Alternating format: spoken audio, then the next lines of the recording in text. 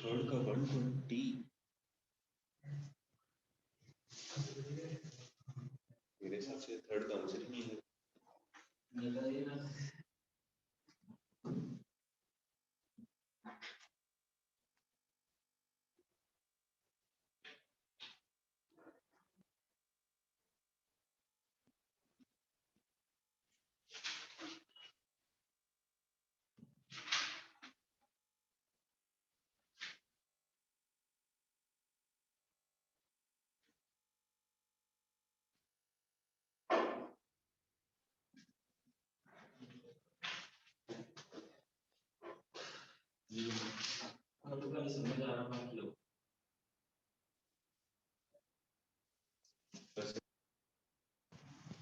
Second का answer था। जैसे थर्ड भी आसान है, बस आंसर लिखना नहीं है। सॉल्यूशन एस वाला क्या दिया, cos square theta is equal to 1/2। Square वाली आइडेंटिटीज बताई थी, cos square theta is equal to cos square alpha. तो सॉल्यूशन क्या आएगा, theta is equal to N pi plus minus alpha. तो इसको किस में कन्वर्ट करना है, स्क्वायर के फॉर्मेट में। तो cos square theta is equal to 1/√2 का होल स्क्वायर। 1/√2 वैल्यू किसकी होती है, कोस पाई/4, इसका स्क्वायर आ जाएगा। तो theta is equal to N pi plus minus पाई/4। मैं जनरल सॉल्यूशन पूछा था।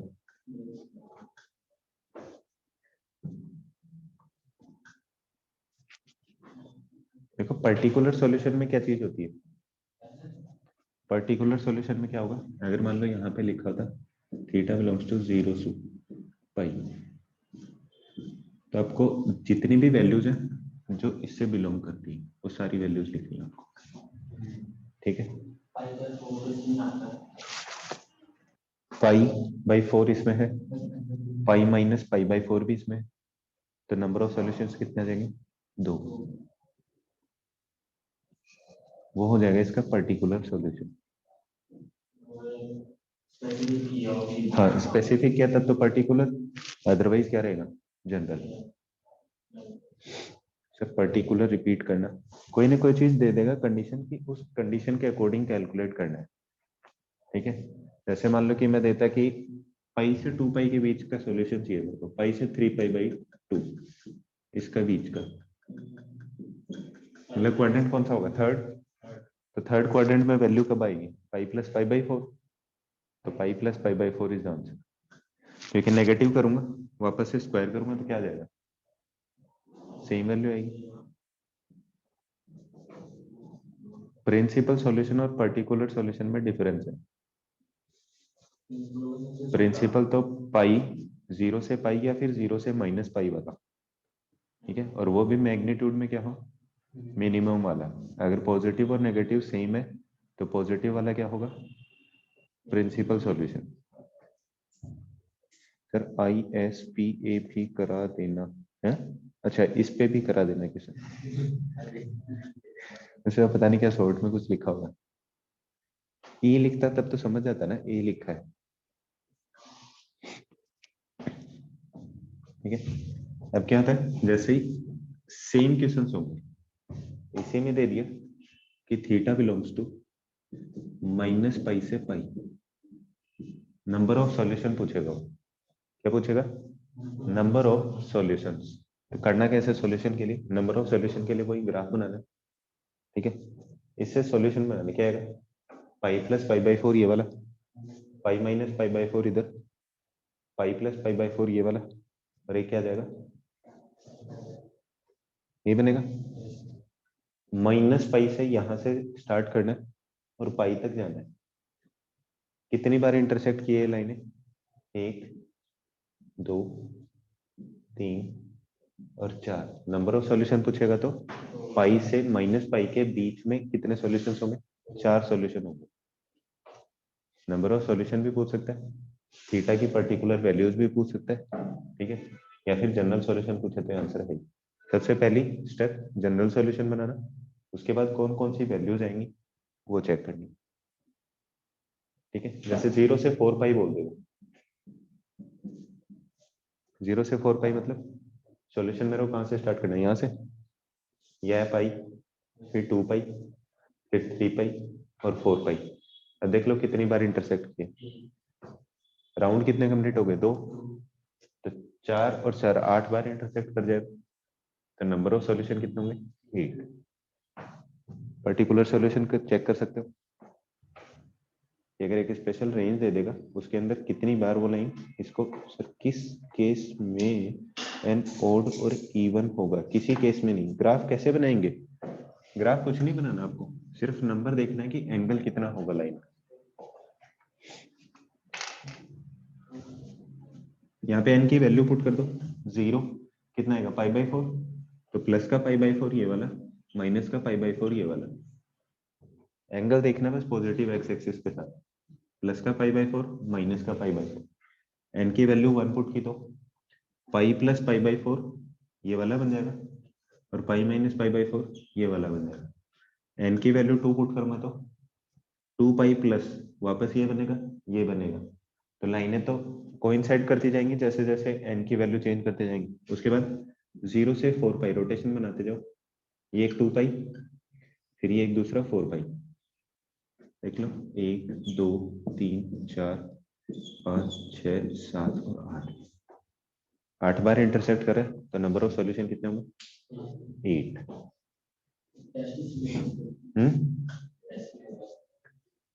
टेस्ट सिलेबस सेकंड टर्म का जो है 2 जनवरी को है, तो पैराबोला एंड ट्रिग्नोमेट्रिक इक्वेशंस नहीं, सिर्फ पैराबोला और trigonometric equation, trigonometric ratios, identities and equations.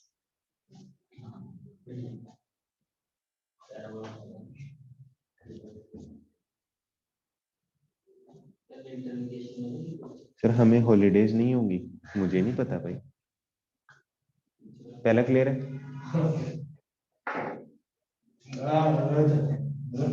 Sandeep sir से और कुलदीप सर से पूछो हॉलीडेज की।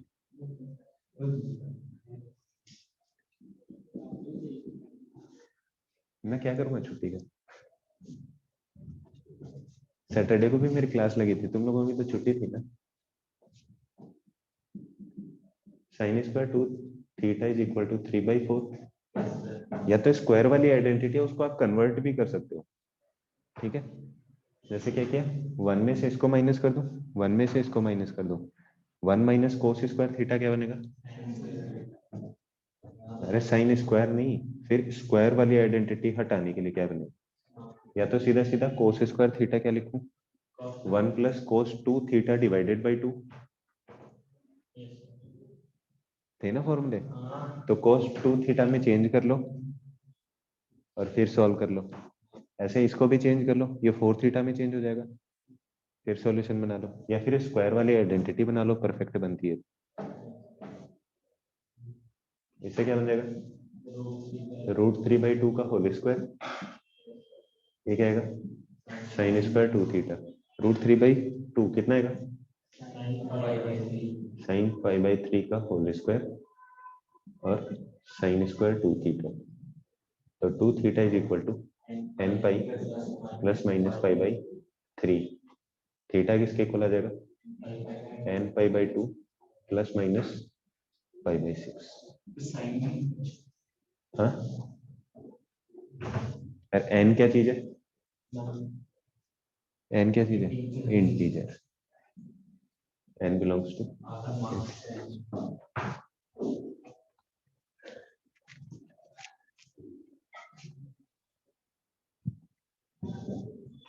दूसरा वाला मेथड जो इसकी डेरिवेशन थी उसी के हिसाब से बनेगा ना। डेरिवेशन ये की थी ना अपन ने, साइन वाले में 1 प्लस किया था, सॉरी 1 में माइनस किया था दोनों तरफ वाली, और कॉस वाले में या तो साइन में चेंज कर लो या फिर दोनों तरफ 1 सब्ट्रैक्ट करके उसी स्टेप से बन जाएगा।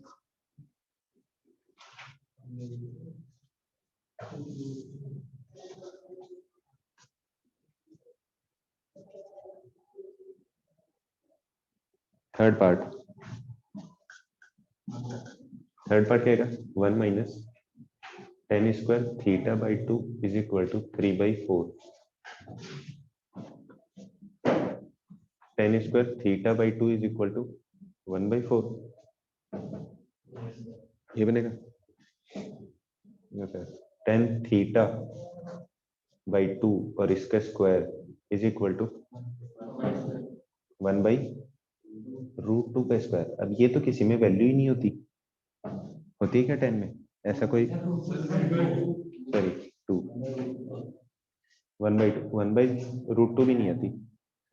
1/2 10 में किसी की प्रॉपर वैल्यू पता है आपको, नहीं पता ना। तो जब भी ऐसा सॉल्यूशन बने आपको क्या लिखना है, इसको लिख लेना tan अल्फा। क्लियर है, tan alpha is equal to 1/2, alpha आ जाएगा tan इनवर्स 1/2। बस अल्फा की जगह आपको ये लिख देना है, कर लो। सॉल्यूशन में जहां पे अल्फा होगा वहां पे ये लिख देना, ठीक है। अगर एग्जैक्ट वैल्यू नहीं बनती है स्टैंडर्ड फॉर्मेट में तो आपको ये बनाना है, अदरवाइज तो स्टैंडर्ड वैल्यू ही आएगी, ठीक है। ये ऐसे रैंडम एग्जांपल लिखा था। इसका मतलब ये मत समझना tan इनवर्स 1/2 है तो 1 के अपॉन में 10 लिखता है, रेसिप्रोकल नहीं है। पावर का मतलब नेगेटिव होने का मतलब 1 अपॉन लिखते हैं ना, लेकिन ट्रिग्नोमेट्री में ऐसा नहीं है। तो इसका सीधा आंसर क्या है, theta by 2 is equal to n pi plus minus tan inverse 1/2। और होगा क्या, 2 इस तरफ आके मल्टीप्लाई हो जाएगा तो यहाँ पे आ जाएगा 2 tan इनवर्स 1/2। ये 2 और 2 कैंसिल मत कर देना।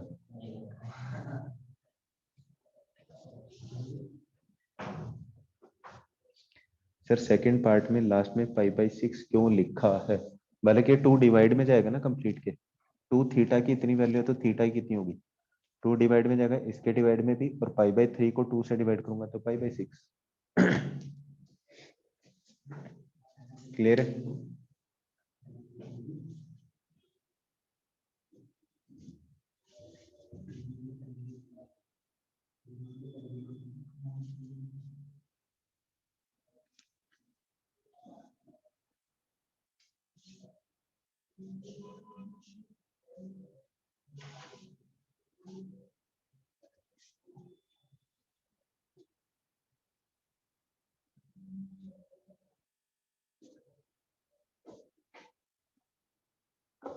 मिटा दो।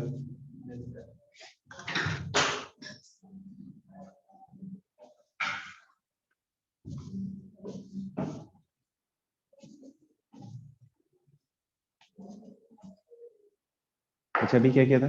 क्वाड्रेटिक में सॉल्व कर सकते हैं फैक्टर बना के, ठीक है।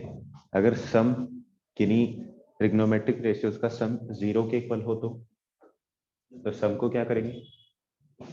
एज ए प्रोडक्ट रिप्रेजेंट करेंगे, ठीक है। फिर each factor is equal to 0 और सॉल्यूशन बनाएंगे। अगर प्रोडक्ट कांस्टेंट के इक्वल हो तो उसको एज ए सम रिप्रेजेंट कर लेंगे, फिर फैक्टर बना लेंगे, ठीक है। जैसे जैसे प्रैक्टिस करेंगे वैसे पता चल जाएगा। नेक्स्ट फॉर्मेट देती है a cos theta plus b sin theta is equal to c। अगर इस तरीके का कोई बना हुआ हो तो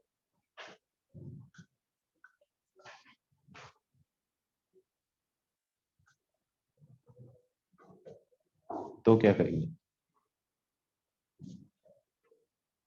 मतलब साइन थीटा और कोस थीटा के टर्म्स में है a और b से कोई कांस्टेंट मल्टीप्लाइड है, तो उस इक्वेशन का सॉल्यूशन कैसे बनाएंगे?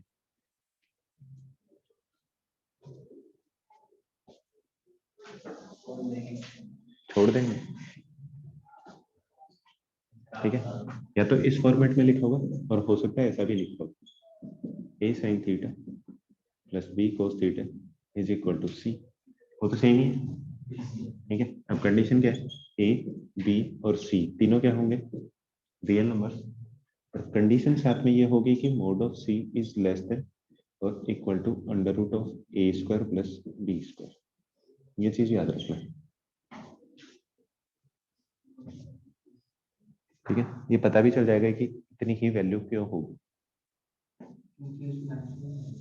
मैक्सिमम है। ये तो पढ़ाया है ना मैक्सिमम और मिनिमम, तो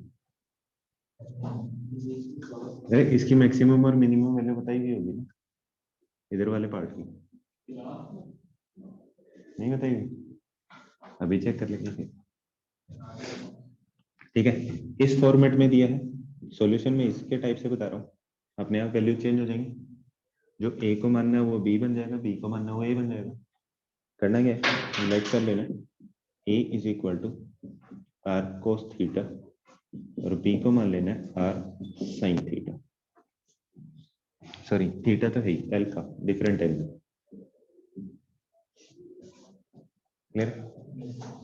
अच्छा अगर पहली दूसरी इक्वेशन को पहली से डिवाइड करूं क्या आएगा?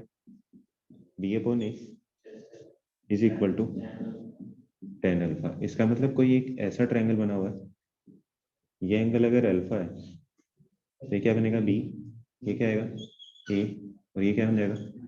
Under root of a square plus b square. सही है। ये वाली वैल्यू यहाँ पुट करना, क्या बनेगा?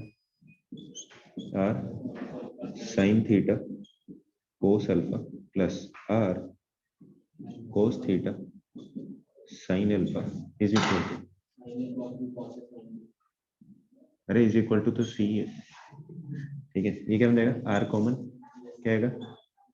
Sign theta plus alpha is equal to c, ये बनेगा।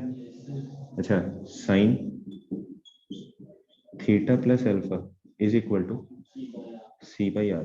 अब r तो अपन ने लेट किया था ना, तो r को एलिमिनेट करना है। कैसे? इसका स्क्वायर करो, इसका स्क्वायर करो और ऐड कर दो, क्या आ जाएगा? a square is equal to r square cos square alpha और b square is equal to r square sine square alpha. इन दोनों को ऐड करूंगा, r square common, remaining part क्या है 1। तो a square plus b square is equal to r square. R किसके equal आ गया under root of a square plus b square. इसका मतलब ये किसके इक्वल है आर के। और यहाँ पर भी आर की वैल्यू क्या आ जाएगी sine theta plus alpha is equal to c के अपॉन में आएगा a square plus b square. Sine कोई भी एंगल हो उसका साइन रेशियो लिया हो मैक्सिमम और मिनिमम वैल्यू कितनी हो सकती है मैक्सिमम कितनी हो सकती है प्लस का 1 और मिनिमम माइनस का 1।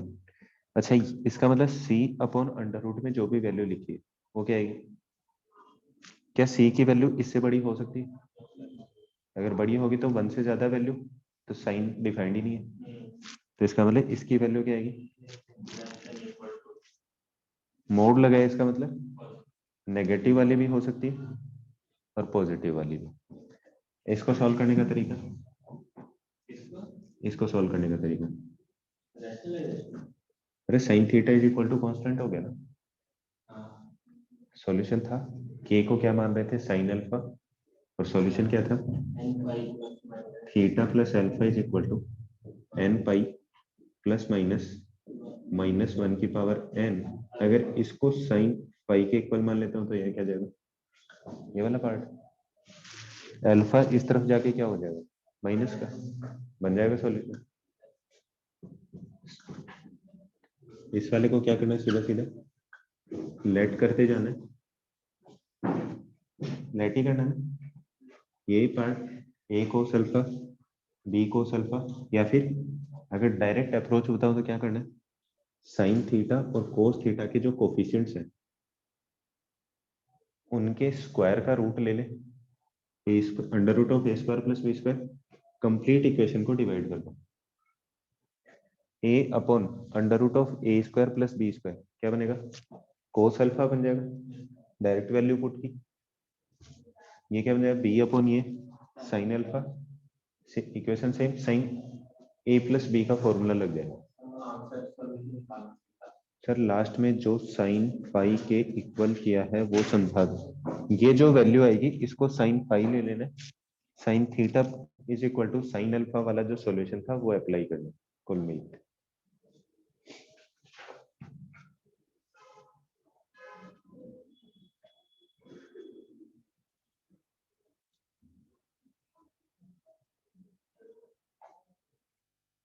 एग्जाम्पल लिख रहा हूँ क्लियर हो जाएगा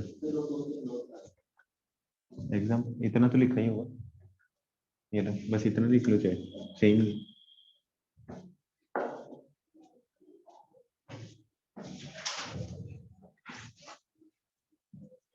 एग्जाम्पल √3 cos थीटा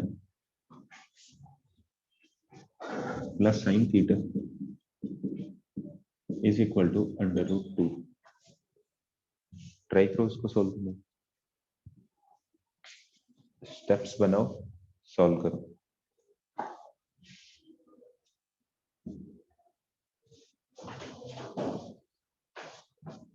वो आपकी इच्छा आप उसको साइन वाले फॉर्मूले में भी कन्वर्ट कर सकते हो और कोस वाले में भी जैसे इसको ए को मैंने क्या लिया आर कोस अल्फा लिया ना अब r sine alpha r cos alpha different लोगे तो यहाँ पे कोस ए माइनस बी का फॉर्मूला अप्लाई हो जाएगा किसी भी एक में चेंज करना है लेकिन कंडीशन वही रहेगी mod of c is less than equal to under root of a square plus b square.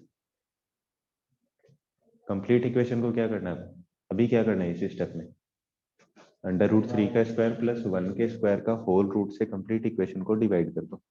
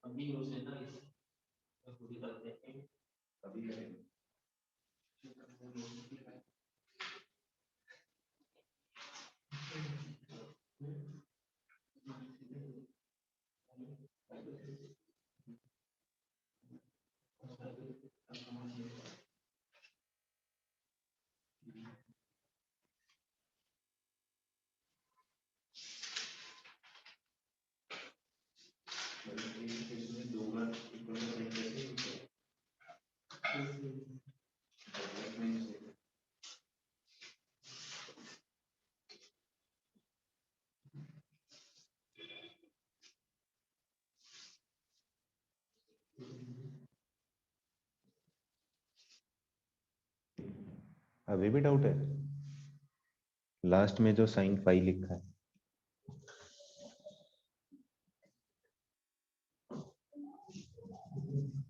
तो फिर रिप्लाई कर दिया करो ना।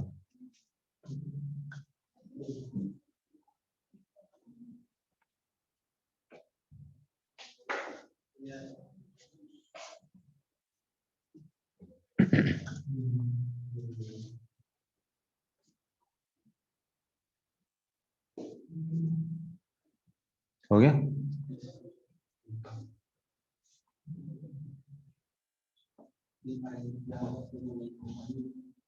चलो फिर करते हैं सॉल्यूशन। ठीक है। अच्छा, वही अगर प्रॉपर तरीके से सब्जेक्टिव लिखना है तो क्या करना है? दो तरीके, दोनों बता रहा हूँ। Let √3 is equal to r, cos मानना है साइन मानना है, जो भी आपकी इच्छा है, दोनों में से कोई भी चीज मान सकते हो। पहली बात तो ये, आप इसको √3 इज इक्वल टू आर, चाहे साइन थीटा साइन अल्फा मानो, चाहे कोस अल्फा मानो, कोई भी एक। ठीक है। बोर्ड ब्लर है? नहीं।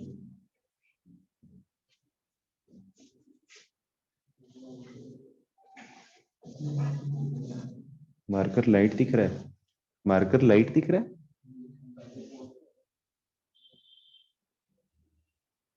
मेरे को तो क्लियर दिख रहा है। अभी चेक करना एक बार।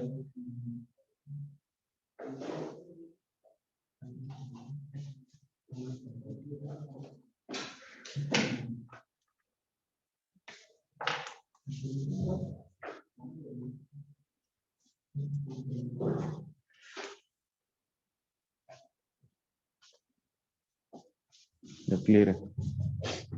क्या मानो? √3? जल्दी बताओ, साइन मानना है कॉस मानना है? Cos, cos alpha. और 1 इज इक्वल टू आर, वही स्टेप बता रहा हूँ पूरी प्रॉपर। ये बनेगा आर की वैल्यू √3² प्लस 1 का स्क्वायर का रूट, आर की वैल्यू कितनी आ जाएगी? 2। अब दूसरा, आगे बताओ क्या करना। एक तरीका तो 2 से इसको कंप्लीट डिवाइड कर दो, या फिर यहाँ पर वैल्यूज पुट करते जाओ।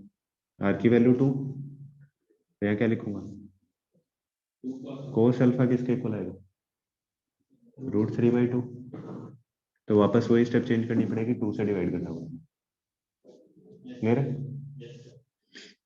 क्या आएगा? बोलो जल्दी। √3/2 cos theta plus 1/2 sine theta is equal to 1/√2। ठीक है। सीधी सी आर की वैल्यू कैलकुलेट करो लेट करके, या फिर क्या करना है, कोस थीटा का कोफिशिएंट और साइन थीटा के कोफिशिएंट्स का स्क्वायर का सम का रूट, कंप्लीट इक्वेशन को डिवाइड करो। इक्वेशन बन गई। अब चाहे √3/2 साइन के फॉर्मेट में लो, चाहे कॉस के फॉर्मेट में। इसको कॉस लोगे तो ये साइन में आ जाएगा, और इसको साइन में लिया तो ये कॉस में आ जाएगा। कॉस में लिखे क्या आएगा? साइन में लिखे कॉस में लिखे? चलो, कॉस √3/2 कितना आएगा? 5/6 cos थीटा प्लस ये क्या आएगा? Sine 5/6 sine theta is equal to, जल्दी बोलो। चलो 1/√2 ही लिख देता हूँ। ये क्या बन जाएगा? cos theta minus pi by 6 is equal to cos pi by 4। तो theta minus pi by 6 is equal to 2n pi plus minus pi by 4। cos theta is equal to cos alpha का solution. Theta किसके equal आ जाएगा 2n pi plus minus pi by 4 और plus का पाई by 6।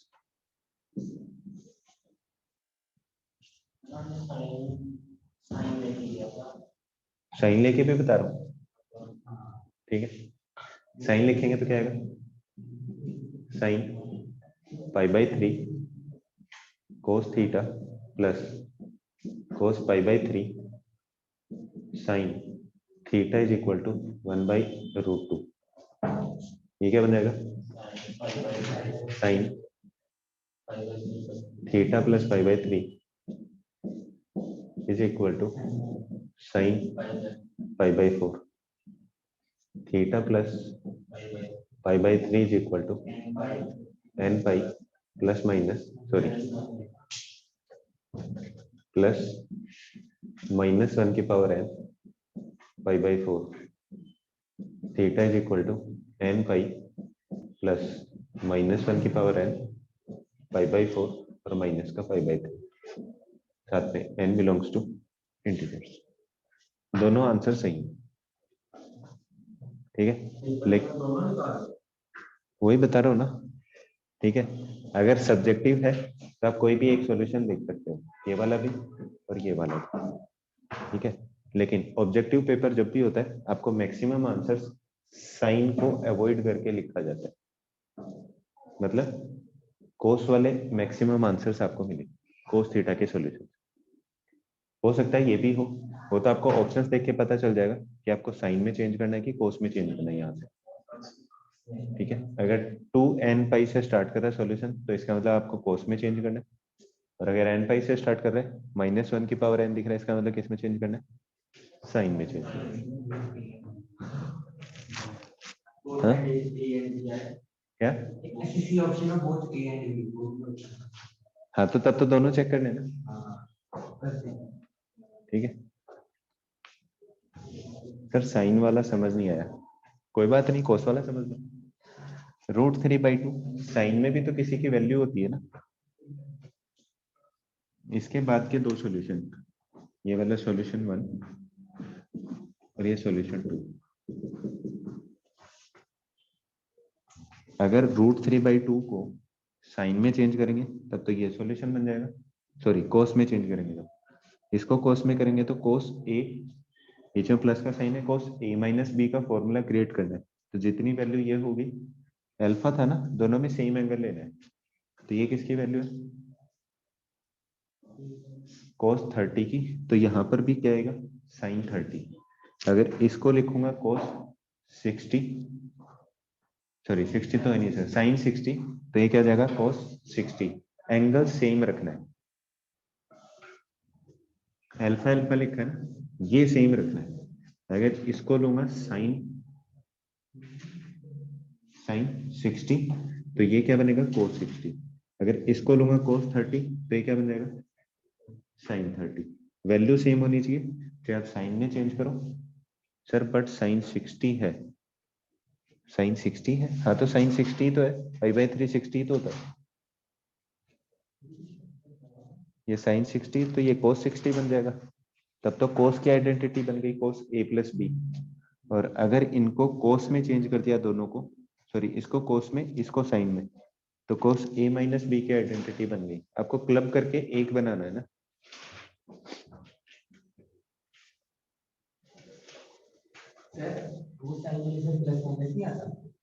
नहीं -1 की power n आता है, सिर्फ प्लस, प्लस माइनस अल्फा तब आता है जब स्क्वायर हो यहाँ पे, तब प्लस माइनस अल्फा आ जाता है सीधे। अगर n की वैल्यू इवन होगी तब तो प्लस रह जाएगा, n की वैल्यू ओड होगी तो माइनस रह जाएगा। है किसी को डाउट अभी भी?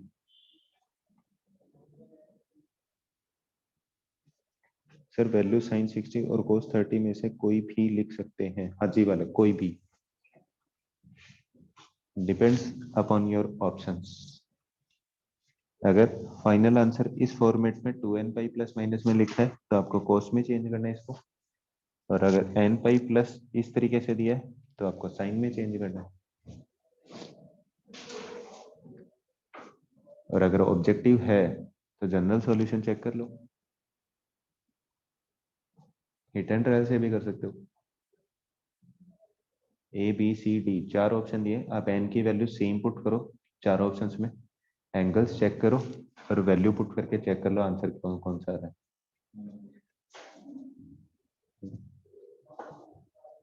इसमें कोई डाउट है कोई डाउट इसमें? मिटा दूं?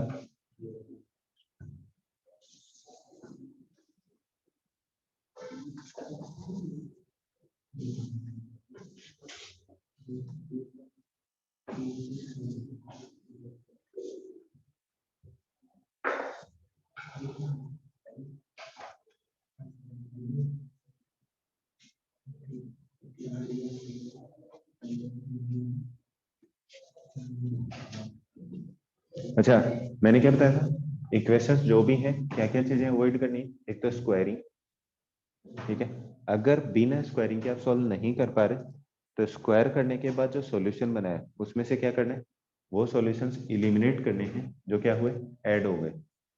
अगर एक लीनियर का स्क्वायर करूंगा तो क्या बनेगी, लीनियर इक्वेशन का स्क्वायर क्या बनेगी, क्वाड्रेटिक। क्वाड्रेटिक के सॉल्यूशन कितने होते हैं और लीनियर के, तो इसका मतलब नंबर ऑफ सॉल्यूशन क्या हो गया, ये एक इंक्रीज हो गया। तो आपको वो सॉल्यूशन उसमें से हटा देना है जो क्या कर रहा है, लीनियर को सेटिस्फाई नहीं करे। अच्छा, प्रिंसिपल वैल्यू कैलकुलेट करनी आती है सबको? प्रिंसिपल वैल्यू मैग्नीट्यूड मिनिमम हो, चलो एक बार बताई देता हूँ। प्रिंसिपल वैल्यू करना है आपको, ये वाला सर्कल बनाना है, एक सर्कल रोटेशन, ठीक है, इस सर्कल के 2 पार्ट बना देना। ये कौन सी डायरेक्शन है, एंटी क्लॉकवाइज, और ये वाली क्लॉकवाइज। आपको सॉल्यूशन बस यहाँ से यहाँ तक ही देखना है, यहाँ से स्टार्ट करना है, या तो यहाँ से यहाँ तक या फिर यहाँ से यहाँ तक, फर्स्ट और सेकंड, ये कौन सा आएगा, थर्ड और फोर्थ। इसका मतलब अगर फर्स्ट और सेकंड में है तब तो आपको कौन सा एंगल चेक करना है, एंटी क्लॉकवाइज, और सेकंड और थर्ड में सॉल्यूशन हो वो किस किस चीज से चेक करोगे। जैसे मान लो कि साइन की वैल्यू चेक करनी है, साइन थीटा की वैल्यू अगर पॉजिटिव है, प्रिंसिपल वैल्यू के लिए कौन कौन से क्वाड्रेंट चेक करने, फर्स्ट और सेकंड। तो इसका मतलब जो भी एंगल आएगा वो कैसे मेजरमेंट लेना है, एंटी क्लॉकवाइज डायरेक्शन। अगर साइन थीटा की वैल्यू नेगेटिव हो तो अपन चेक करेंगे थर्ड, फोर्थ और थर्ड में, जो भी मैग्नीट्यूड में मिनिमम होगा वो क्या होगा उसका प्रिंसिपल सॉल्यूशन। एग्जांपल,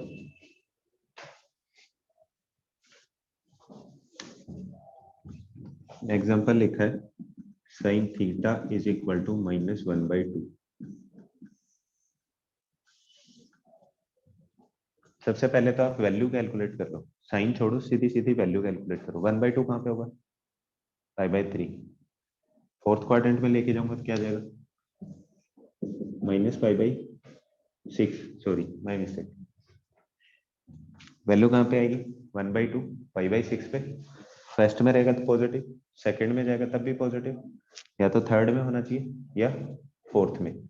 फोर्थ में एंटी क्लॉकवाइज क्या कर, सॉरी क्लॉकवाइज काउंट करना है एंगल, कितना जाएगा, माइनस का π/4। और एक सॉल्यूशन यहाँ पे आएगा क्या, -5π/6। इस तरफ से तो क्या आएगा 7π/6, इस तरफ से -5π/6, यही बनेगा ना। तब इसमें और इसमें से मैग्नीट्यूड में छोटी वैल्यू कौन सी, मैग्नीट्यूड में सिर्फ, वैसे तो छोटी ये है, ठीक है, लेकिन मैग्नीट्यूड में π/6 छोटा है कि 5π/6, अरे π/6 कितना है 30, 5π/6 कितना 150, 150 और 30 में से छोटा कौन सा है 30, तो ये आपका प्रिंसिपल सॉल्यूशन। क्लियर है? प्रिंसिपल वैल्यू क्लियर है ना? अच्छा, कोई वैल्यू फर्स्ट और सेकंड दोनों में है, तब क्या चेक करेंगे? सॉरी, फर्स्ट और फोर्थ दोनों में।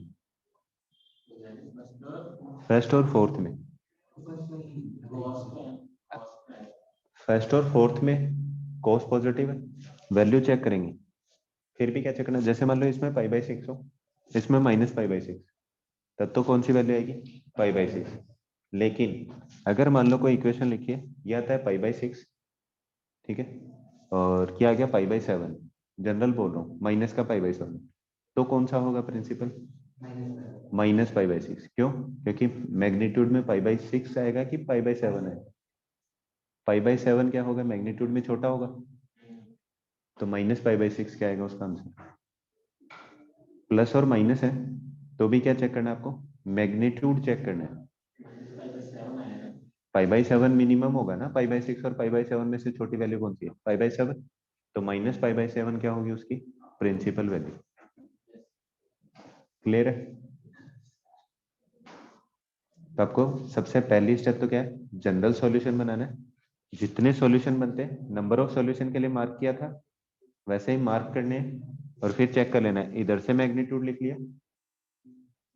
सर अगर दोनों इक्वेशंस में सेम एंगल होगा तो प्लस वाला बताया था ना, अगर मैग्नीट्यूड सेम है, एक पॉजिटिव एक नेगेटिव, तब तो पॉजिटिव वाले को ही कंसीडर करना है। लेकिन अगर सेम नहीं है तो जिसका मैग्नीट्यूड कम होगा वो वाला, चाहे पॉजिटिव वाले का हो चाहे नेगेटिव वाले का, स्मॉलेस्ट मैग्नीट्यूड वाला, वो क्या होगी? उसकी principal value.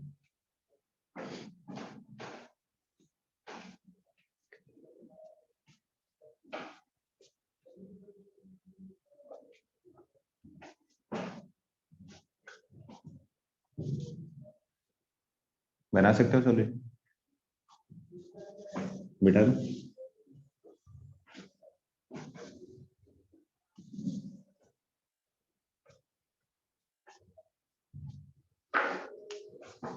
Next one is common solution of two trigonometric equations. अगर दो इक्वेशंस दी हैं, दोनों के लिए कॉमन सॉल्यूशन कैसे निकालें? हाँ जी, हाँ, कि ऐसा सॉल्यूशन जो क्या करे, दोनों को सेटिस्फाई करे।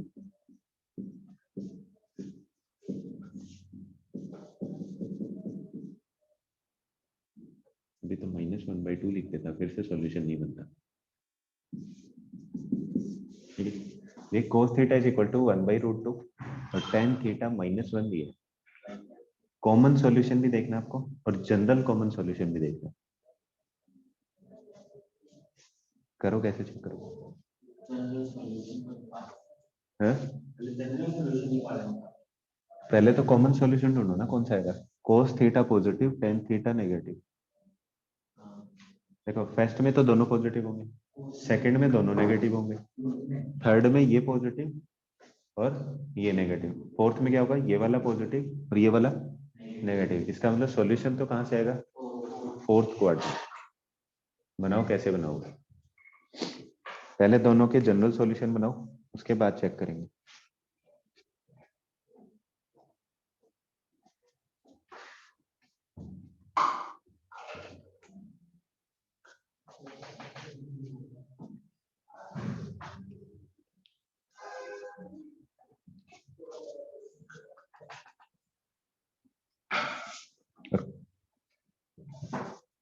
दो इक्वेशंस के सॉल्यूशन बनाने के लिए आपको एपी कम से कम आनी चाहिए। मिनिमम रिक्वायरमेंट है। दो इक्वेशंस जब भी बनेंगे ट्रिग्नोमेट्रिक में, तो आपको एपी की nth टर्म और कॉमन टर्म्स कैलकुलेट करने वाली चीजें आनी चाहिए।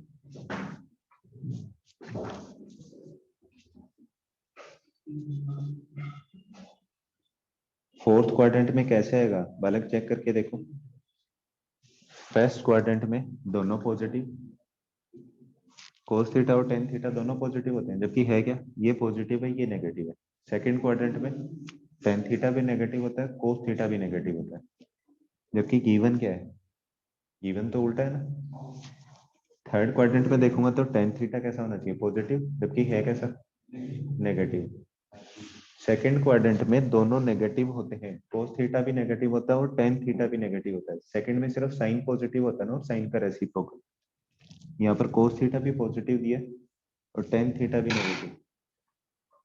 थर्ड में क्या होगा, ये वाला नेगेटिव होना चाहिए, ये पॉजिटिव होना चाहिए, जबकि कंडीशंस रिवर्स में दी है ना। फोर्थ क्वाड्रेंट में क्या होगा, cos थीटा पॉजिटिव ही होता है, tan थीटा नेगेटिव ही होता है। इसका मतलब इसका जो कॉमन सॉल्यूशन बनेगा वो कहां पर जाएगा, फोर्थ क्वाड्रेंट में ही होगा। 7π/4 is the common solution. General solution,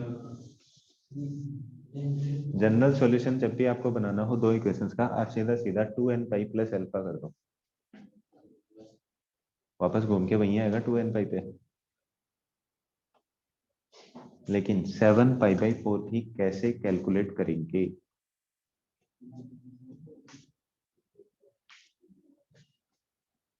करें स्टार्ट सॉल्यूशन।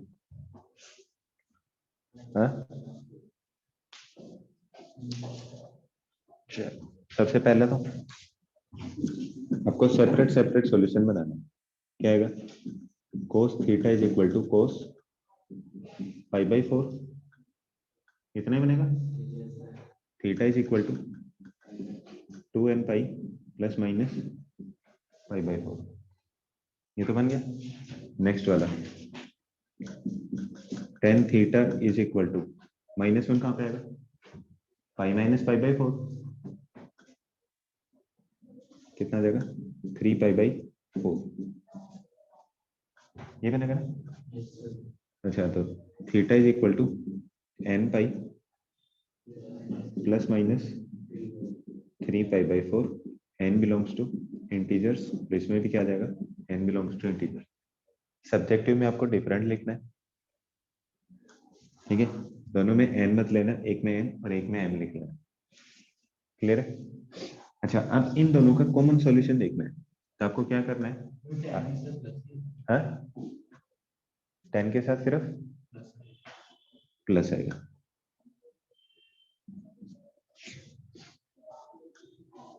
कॉमन सॉल्यूशन के लिए क्या करना है आपको, n की वैल्यू पुट करते जानी है।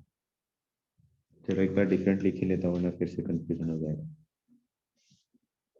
ठीक है, n की वैल्यू आप 0 1 2 3 4 वैल्यूज पुट करते जाओ, ताकि आपको एपी पता चल जाए कैसी वैल्यू। ठीक है, यहाँ से वैल्यूज पुट करो, n की वैल्यू 0 पुट करूंगा तो क्या आएगा, पॉजिटिव वाले ही लिख लेते हैं एक बार, π/4। फिर n की वैल्यू 1 पुट की तो π माइनस π/4 कितना जाएगा, 3π/4। n की वैल्यू 1 पुट की, सॉरी 7π/4, और प्लस करूंगा तो 9π/4। ठीक है, ये सीक्वेंस चल रहा है। 2 पुट किया तो ये 4π, कितना जाएगा 17π/4।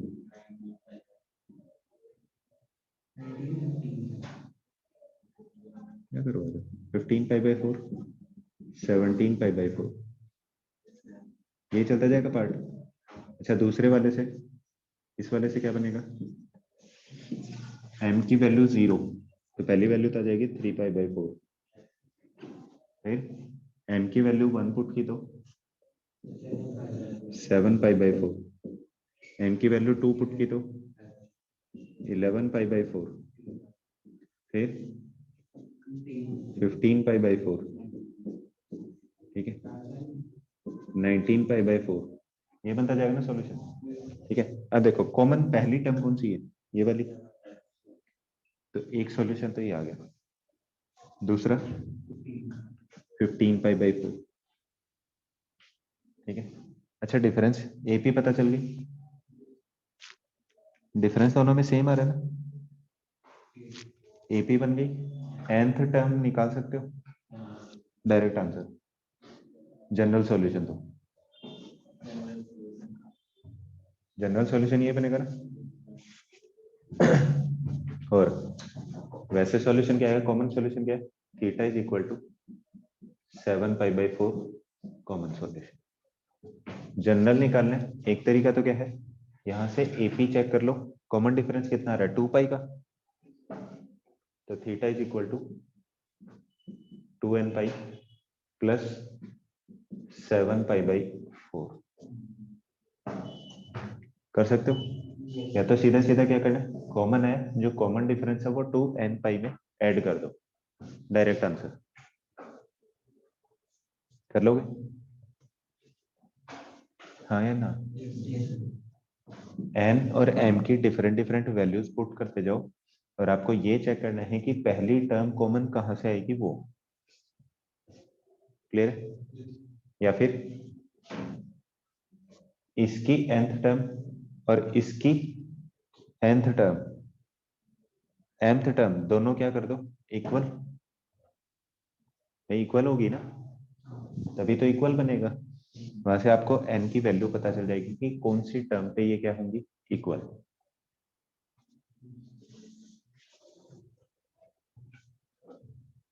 एपी के अंदर दो सीक्वेंस चलते हैं, तो पहला पूछा जाता है ना कि पहली इक्वल टर्म कौन सी आएगी, किए ना ऐसे क्वेश्चन, बस वही लॉजिक लगाना है। दो सीक्वेंस बने हुए, दोनों में से पहली इक्वल टर्म कौन सी आएगी वो कैलकुलेट कर लो, 2nπ में ऐड करेंगे तब तो क्या आएगा जनरल सॉल्यूशन, अदरवाइज जो पहली कॉमन टर्म आएगी वो क्या होगा उसका पर्टिकुलर सॉल्यूशन। और अगर प्रिंसिपल वैल्यू पूछी जाए तो हाँ सोच के देख लो, 7π/4 तो पाई से बड़ी वैल्यू है, कैसे हो सकता है। ग्राफ बनाएंगे, कितनी बार बताया, ग्राफ बनाएंगे 7π/4 यहाँ पर होगा, क्वाड्रेंट कौन सा है 4, तो एंगल कैसे कैलकुलेट करना है क्लॉकवाइज, कितना आ जाएगा -π/4।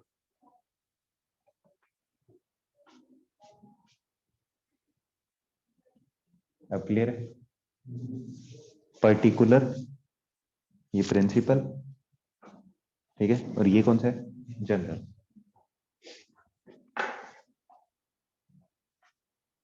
सर जनरल में 2nπ क्यों लिया, बालक हर बार लाइन यही लेके आनी है, तो जनरल में 2π ऐड करते जाओ, रोटेशन कंप्लीट तभी होगी ना।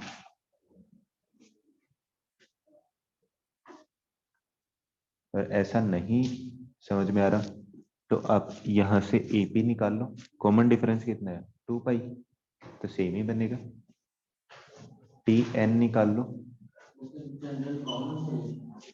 हाँ जी general common solution for both. अगर सेपरेट सेपरेट देखना तो यहाँ लिखा ही है, दोनों का डिफरेंट है। ये वाला एंगल हमेशा वापस कब आएगा, जब 2π रोटेट करूंगा तभी, वही लिखा है जनरल सॉल्यूशन में। या फिर एपी वाले फॉर्मेट से चेंज करो, अगर पाई के साथ में n या m जो भी बनता है, इवन बनता है तो 2n से रिप्रेजेंट कर देंगे, और ओड बनता है तो 2nπ +1 या -1 लिख देंगे, और अगर इवन ओड दोनों कंडीशन बनती हैं तो यहाँ पे क्या लिख देंगे सिंपली n।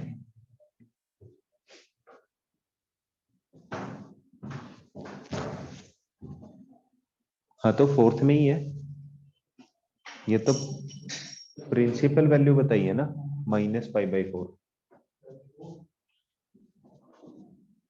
कर सकते हो कैलकुलेट। चलो फिर करते हैं स्टार्ट। हाँ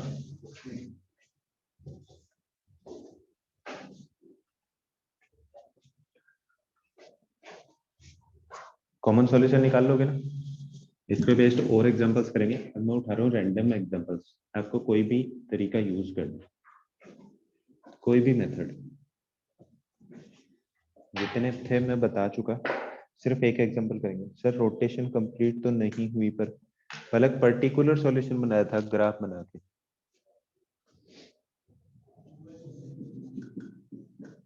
cos 3 theta is equal to -1, solve for theta belongs to 0 से 360 डिग्री।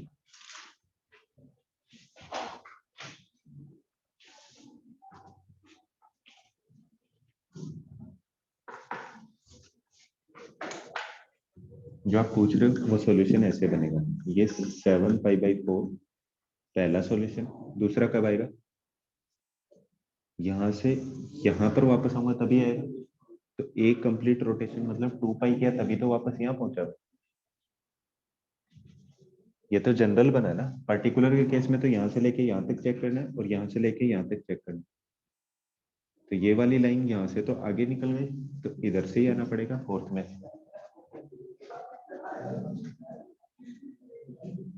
जल्दी बताओ, 0 से 360 के बीच की वैल्यू कौन कौन सी वैल्यू पे सेटिस्फाई करेगा?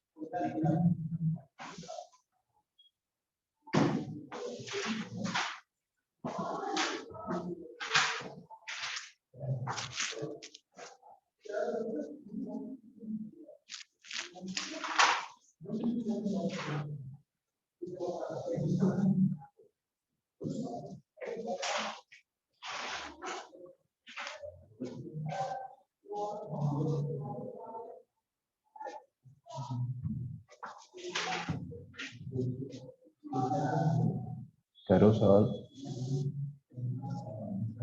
हाँ, -1 की वैल्यू कहाँ होती है? पहले तो 1 की चेक कर लो ना, 1 की कहाँ पर होती है? 0 पे। नेगेटिव जाना इसका मतलब पाई।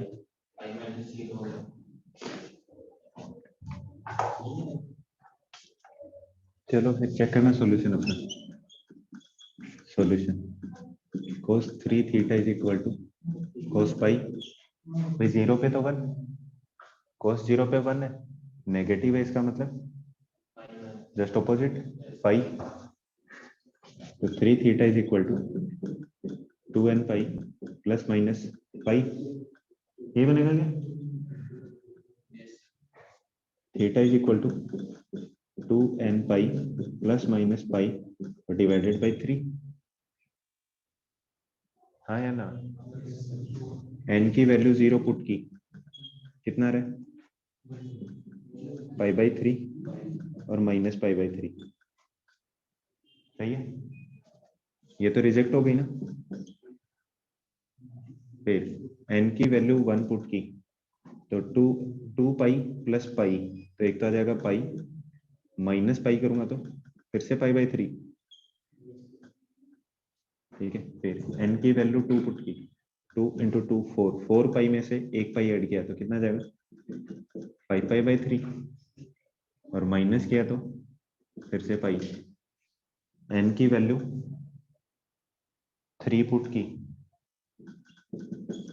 3 इंटू 2 6 और एक 7 π/3 तो 2 पाई से बड़ा हो गया, तो इसको तो कैंसिल कर दो।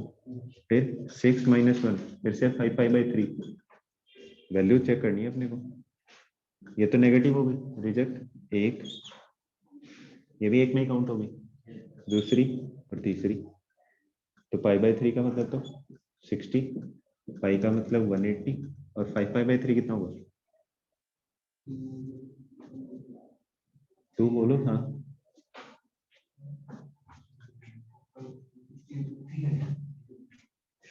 300 वेरी गुड। या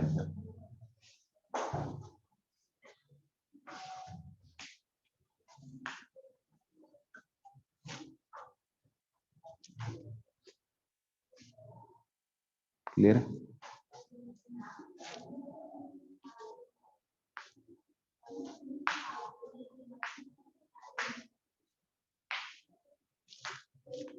तो नंबर ऑफ सॉल्यूशंस कितना जाएगा? 3। ठीक है, ये मत याद रखना है कि यहाँ पे प्लस माइनस है तो दो ही वैल्यू बनेगी, वो मत सोच लेना, क्योंकि यहाँ पे 3 थीटा लिखा है और सॉल्यूशन थीटा के लिए पूछ रहा है।